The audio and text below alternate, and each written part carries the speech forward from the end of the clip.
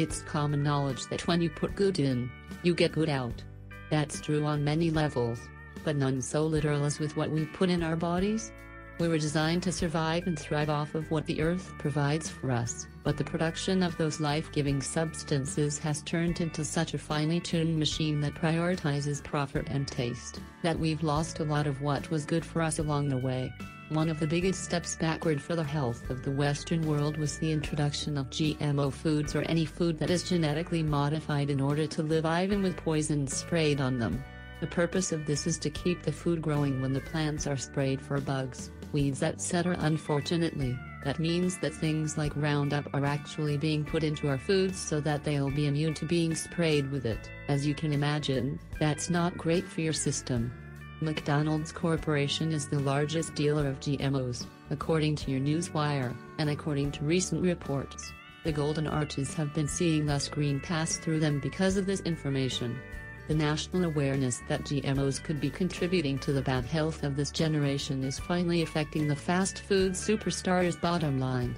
In fact, what is being served by the once beloved clown and his co-workers is hardly even being regarded as food anymore. McDonald's recently launched a PR campaign called Our Food, Your Questions, to reassure customers that their Franken foods are safe for human consumption.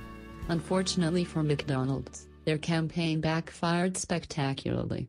While the company still denies they use pink slime in their burgers, they were forced to admit using some highly questionable ingredients that would be more at home in a science experiment than on the dinner plate of a growing child. During the Our Food, Your Questions campaign, McDonald's admitted to using the chemical additive azotocarbonamide in their burger buns, which is the exact same substance found in yoga mats. Naturally, the world's leading Franken Foods dealer insisted that adding rubber to food is quite safe.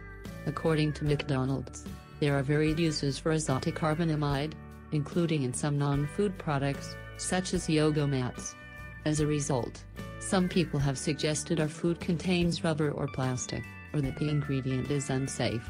Think of salt. The salt you use in your food at home is a variation of the salt you may use to de-ice your sidewalk. The same is true of Ada, it can be used in different ways. I guess that was supposed to make us feel better, but there really is a slight flaw in that logic.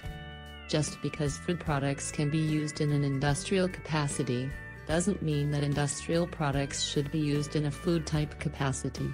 You want to salt the front steps with Morton salt, fine. Just don't put a yoga mat in my rock salt grinder, as one being okay doesn't make the other okay. These revelations are having far-reaching impacts on the take-home pay for the corporation.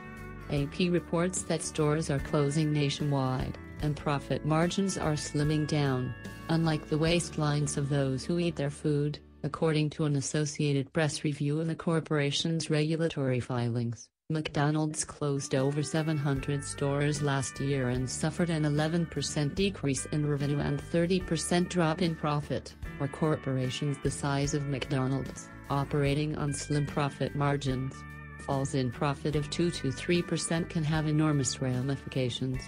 30%? We are talking irreversible terminal decline, according to industry experts. But maybe you think that there's to be some margin for error. Maybe the oddly shaped and pressed meat products should be a red flag, but we can stick with the pure, natural, one-ingredient foods like French fries. We can all make French fries, it's just potatoes, salt, and frying oil. Maybe that's how you make French fries, but that's not how Mickey D's makes them.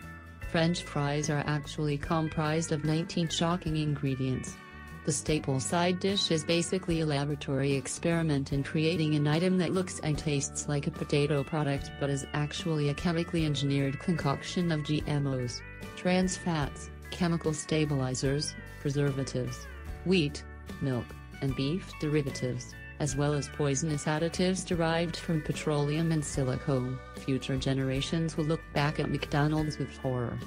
They will be astonished that the multinational corporation was allowed by the FDA to perform what is essentially a sick and twisted science experiment on the world's population, damaging the health of millions of unsuspecting people in the process.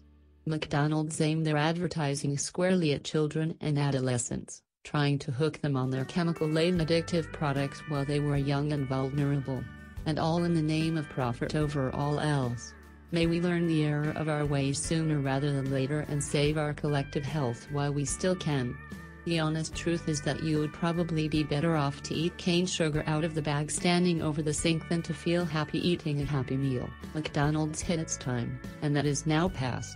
Make the decision that is best for your health and drive past the drive-thru and on to the farmer's market, or even the meat market, or anywhere that doesn't serve GMOs and slime.